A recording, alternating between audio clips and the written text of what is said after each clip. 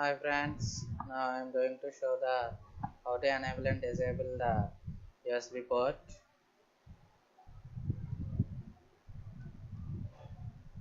To enable and disable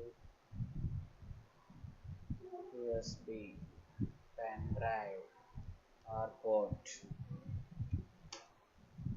First open your LAN and type reg edit. Then I will go with run. I'll type it reg edit and it will ask then you will click on yes. Now after that it will open the some registry editor here, registry editor, and then go to the second step, select local machine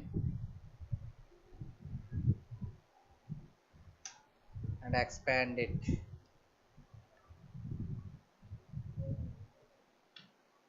I will select the third option, local machine, and expand it, and you have find a system and again expand the system, and next one you have to find the current controller set in the system.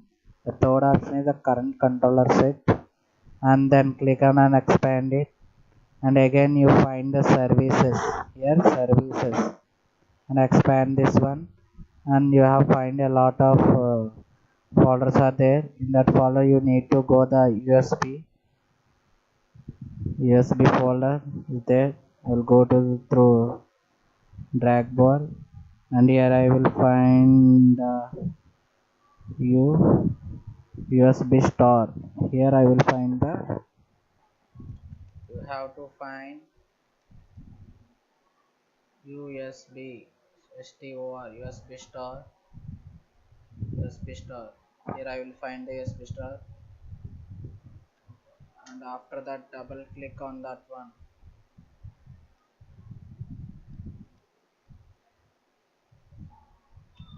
and I will double click on the USB store, and the right side you have found that one open window. In that window you have to find a start, then click on start, and will you open some dialog box. In the dialog box the value data is there.